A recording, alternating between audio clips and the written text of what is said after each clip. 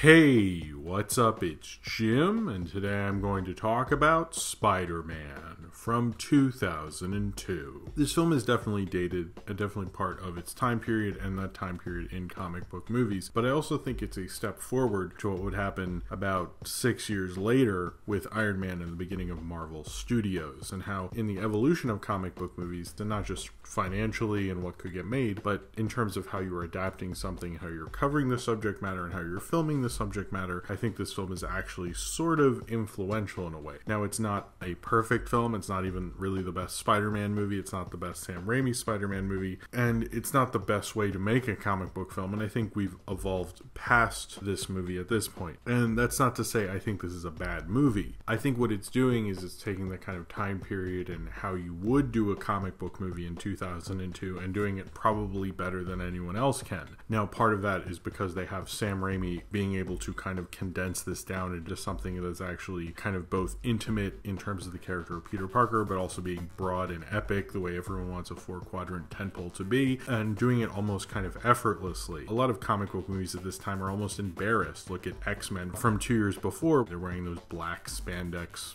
things or whatever, and they don't want you to see the colorful costumes that you're used to for the comics. You couldn't really do that with Spider-Man, and if you did, it would probably be even more embarrassing than the kind of dated stuff that's in this movie. It wouldn't work, and I think Sam Raimi knows that, and he tried to make it as much like Spider-Man as he really could, particularly the Ditko kind of Stan Lee era, and maybe I'd say the first 100 issues of Spider-Man, although this takes from particularly Amazing Fantasy 15 and a lot of the Green Goblin stuff, and even the death of Gwen Stacy, even though it doesn't really actually have Gwen Stacy in it or her dying and stuff, but like some ideas from that, and kind of mixing a lot of things together, but doing it pretty well. I think the problem with this era of comic book movies, you look at things like, you know, the Ben Affleck Daredevil, this era is kind of known for condensing a lot of issues, a lot of storylines into one movie, and not really getting it to work all that well. And under that approach, I think Spider-Man's actually really good. It seems to find ways to get the character arcs to naturally work. It has kind of interesting casting choices in it, not the typical Hollywood things, which is something that Sam Raimi really fought for, and I think really makes the difference. Had they casted someone who was more traditional than Tobey Maguire, I don't think these films would hold up, and their memory would hold up as well as they presently do. This film kind of shows Sam Raimi kind of trying to be a studio director while trying to kind of put his own ideas within being a studio director. Certainly, it's not like this is his first major studio film, and it's not even his first superhero movie. What he's trying to do here, and particularly in the beginning parts, is kind of trying to more compromise and kind of get his vision through the studio system rather than kind of being as auteurish as really Spider-Man 2 would be. Now, I think almost everyone prefers Spider-Man 2. It's a better movie. It tackles the subject matter better. But if you read about all the crazy development of this film, it seems like he kind of managed to get this to work the best way he could, and as being a Spider-Man fan. That's also important. I think this is kind of one of the first superhero movies directed by someone who loved the character growing up, would love a chance to direct this movie, and it kind of showed a whole new age of movie directors who are doing like everything from Star Wars now to the Marvel movies, where you have these people who really love these creations and love these comic books and would love to direct them. Now, I'm not saying that necessarily should be the case for every superhero comic book movie, and not everyone should be made the same way, but you can tell he really loved it, and that's something that Marvel Studios does as well. And also, Sam Raimi's a very interesting, odd kind of cult movie choice. He's not the kind of choice that really happened then. The idea that we had like Peter Jackson and Sam Raimi directing two of the highest grossing movies of each year was kind of unheard of, and it wasn't like the Hollywood at the time was really accepting of those filmmakers. They kind of like didn't know what to do with these big properties, because what are you going to give it to John McTiernan or Anton Fuqua or M. Night Shyamalan or any of the other big directors at the time? I just can't really imagine those movies, and I don't think the studio thought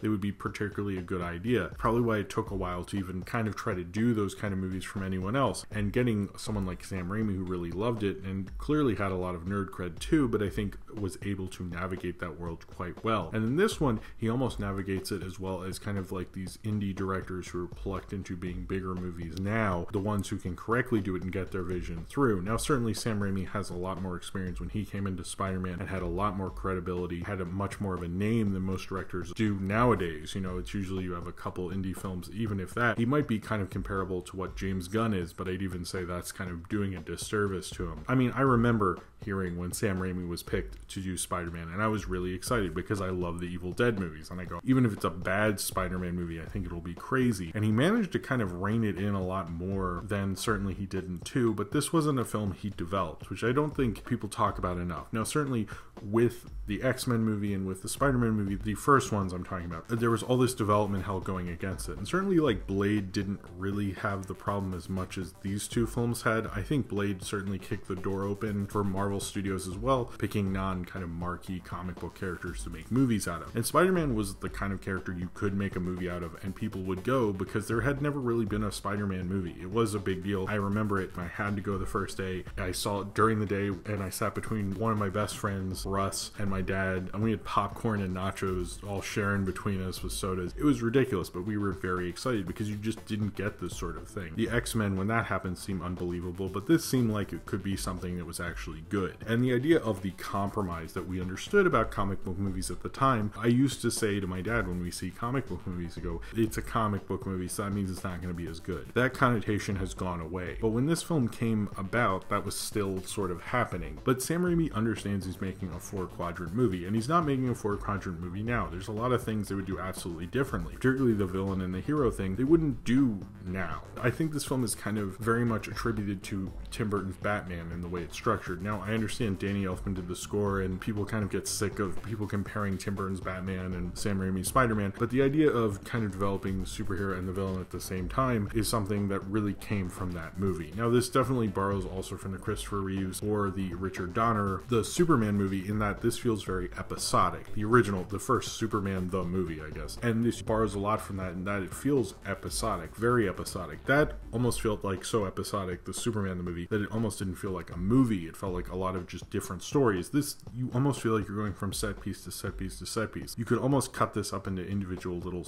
set piece stories and read it from week to week. I wouldn't recommend actually doing that, but I'm just saying, like, theoretically, it feels sort of that way. Sam Raimi gets that to work for it, really, and I think that's sort of ingenious how he does that. It really does feel like you're reading a comic book, but it also feels like he's making a big movie in 2002. He doesn't really forget he's doing that. That kind of washes away in Spider-Man 2. This does feel like a setup movie, needs to set everything up. He almost needs to ease the studio into making a superhero movie, and it feels like he has a lot of caution, but it almost feels like he doesn't also. Certainly, like, the whole cartoony, very colorful comic booky vibe wasn't considered cool. Remember, this is after the Joel Schumacher Batmans, and it's also interesting to note with the Joel Schumacher Batmans is most of the time when a director did that with a comic book movie, it's because he was talking down to you. And Sam Raimi didn't do that in this film. What Sam Raimi was doing in this film is talking to you who read Spider-Man. This is the character Spider-Man with the colors, with the red and the blue. They tried to lower the lighting in certain sequences and stuff. Certainly Spider-Man 2 is a lot brighter and takes place more during the day, which is kind of sort of more natural for Spider-Man, but he still manages to kind of get that to actually happen for you, which is something that's really cool. I like that about it. And that also works naturally in the way that superhero movies, almost like the second one, usually doesn't take place as much as at night, really. It always takes place more during the day because you're less embarrassed about your superhero suit and stuff, and that almost works better that they freed him up after the constraints of almost being embarrassed by it. But Sam Raimi isn't embarrassed by it, and people were actually ready for it. I always find it odd that people are trying to hide that they're making a superhero movie when most of the reason people are seeing it is because it's a superhero movie. It's more of a studio executive problem than it is an audience problem. It's just the studio executives perceive that the audiences have a problem, but the audiences don't, because they really, really like this film. This was a huge,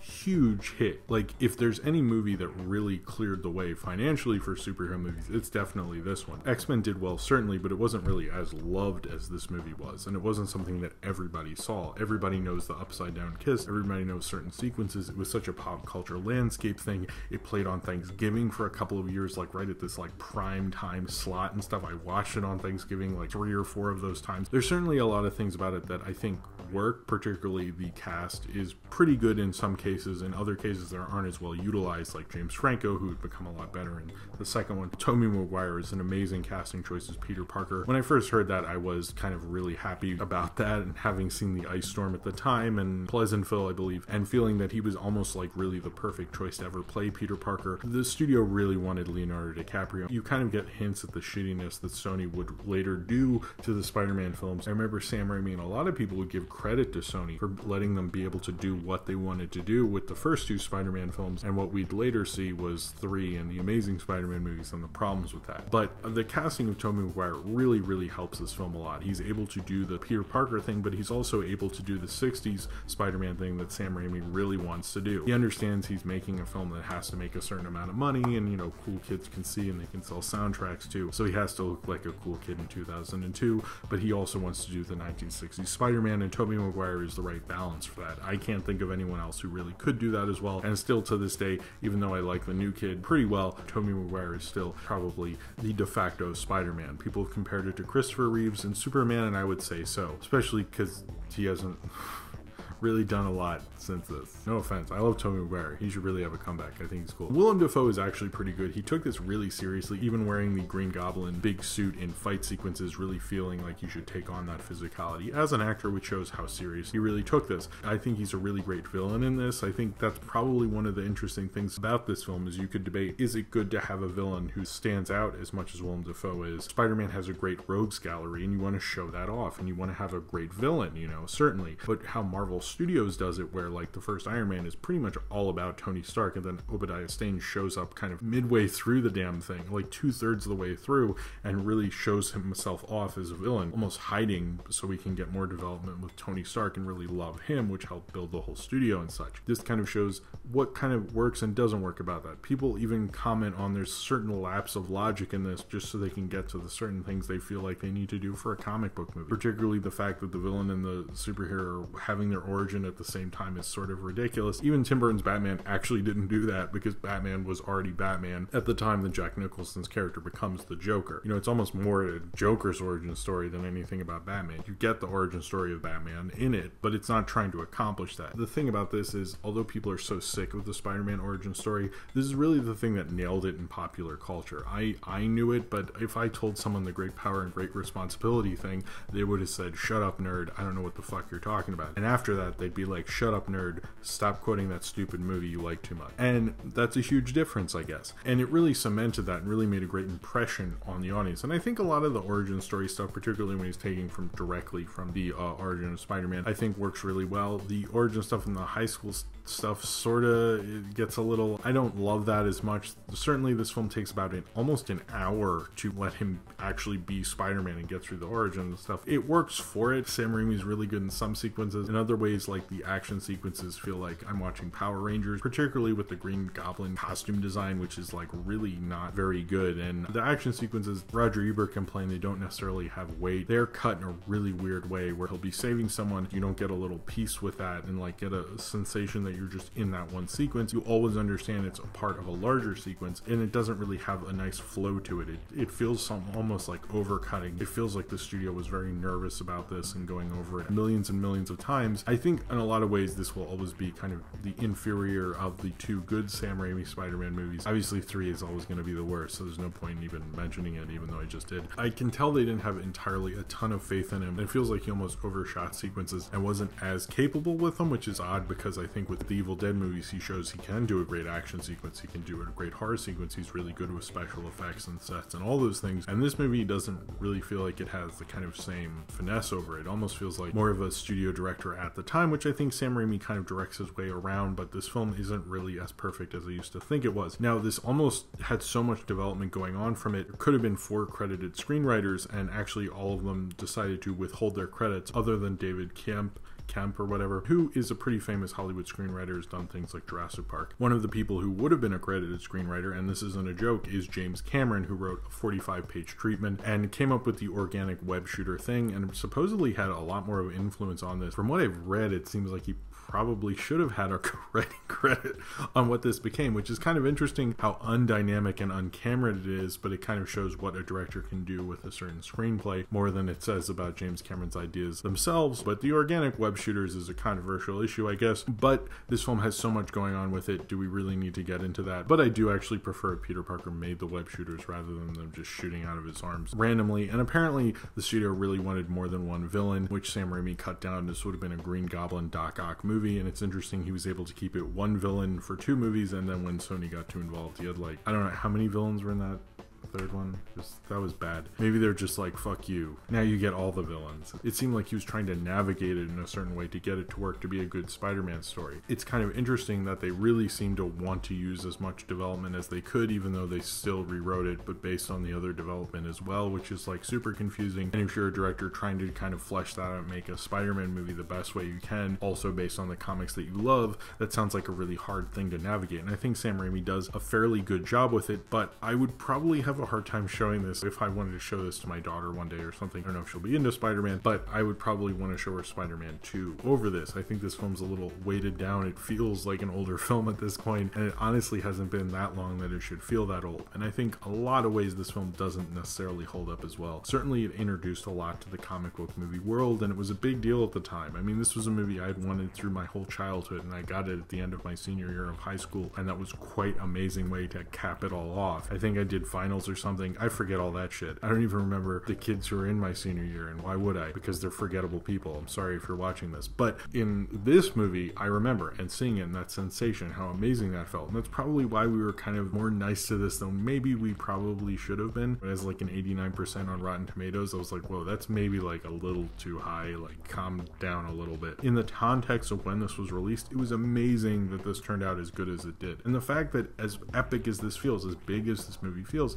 it's still a story about Peter Parker, and Peter Parker learning to deal with responsibility and learning to deal with his friends and the stakes that cost to be a hero. It still works in that way, and that's fucking amazing, you know, that Sam Raimi was able to get this all to sort of work and make a really complicated, but like complicatedly tight as it is in a weird way. There's a lot of comic book movies that have tried to do this much ridiculous continuity into like kind of a 2-hour story or kind of meld things down, but it doesn't really work as well. There's a lot of things that don't work, particularly I think Kirsten Dunst as Mary Jane is bad casting. You know, she doesn't even really play Mary Jane, to be honest, and I don't know why she's not like just Kirsten Dunst in a Spider-Man. Why didn't you just make up a new girlfriend? It just felt like they put Mary Jane in there to be Mary Jane, but didn't feel like they were doing the character of Mary Jane. I think Kirsten Dunst doesn't really look like Mary Jane. She doesn't like really act like Mary Jane. And that was one thing I think, you know, the Amazing Spider-Man movies actually had on this one, is Emma Stone was basically playing Gwen Stacy, and in this it's like, why change Mary Jane just because Kirsten Dunst was a bigger star at the time? It doesn't really make sense. And Kirsten Dunst,